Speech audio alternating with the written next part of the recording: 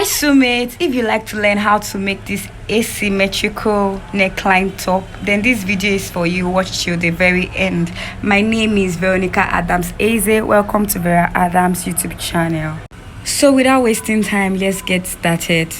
So here is the pattern paper I'll be working on. Do not mind that this pattern paper is rough. I've had it for quite a while. I've gone ahead to open the pattern paper up, and I'll be drawing a line across the center of the paper so that we can work on it.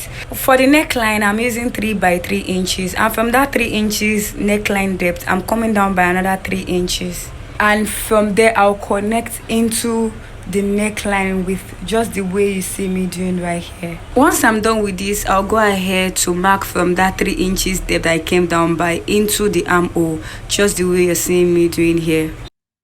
On the other shoulder line, I'm going to go in by 1.5 inches. Then I'll draw a diagonal line downwards. It doesn't really have an exact measurement. Then I'll connect it also into the armhole.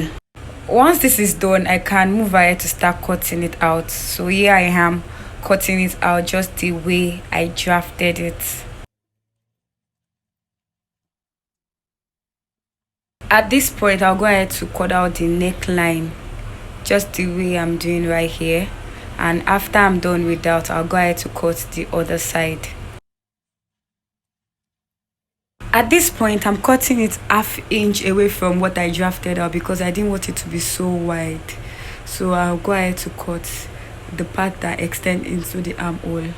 At this point, I'm done with the drafting.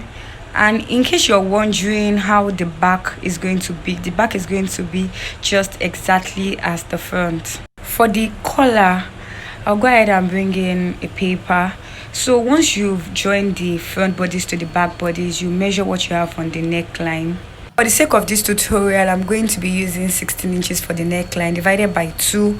That will give me 8 inches. Remember that this paper is on fold, so I've gone ahead to mark where 16 inches stop. That is 8 inches on fold. So right here, I'm drawing a line to serve as the starting line, and I want the neckline width to be 3 inches, which is what I'm marking right here. Now draw a ruler to connect as so. The next thing I'll go ahead to do is to divide what I have on the line into 2, and I'll go ahead and make a mark there, and then I'll go upwards at the edge by 1/2 inch, and I'll connect together with the aid of my ruler, the curved part of my ruler. Then I'll also do the same for the other part. I'll divide what I have there by 2, come up by 1/2 inch, and then I'll connect together from that mid part into that 1/2 inch as so. So I'll have something sort of a curve. You can see that it's somehow curvy, and that is because the neck region is not straight. So I've gone ahead to start cutting it out. So right here, I'm going ahead to cut the other side, and then I'm done cutting it out. So here's what we have at the end. You can see that it is slightly curved on both sides. Following the inspiration, you notice that the fabric used here is a stretchy fabric, so it doesn't really matter if the neck part is curved. So it is possible to cut a straight neckline and it will work perfectly. All you need to do is fold your fabric into 2, just the way that I did earlier, then fold it by the side also into 2. That means you must have folded it into 4.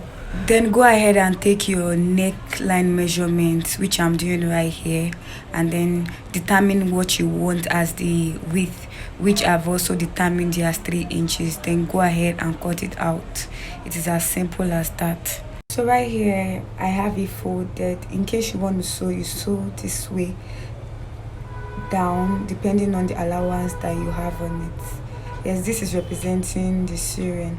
Then you now fold it into 2, just the way I'm doing right now, so that you can sew it to the neckline. I hope you understand this. If this was any helpful to you, do not hesitate to click on the like button and drop any question that you may have in the comment section. If you are new here, kindly subscribe to this YouTube channel. And for returning subscribers, I want to say thank you for always tuning in. Do well to share this video to friends and family that are also soulmates. And at this point, we have come to the end of this tutorial. I will see you in my next one. Bye.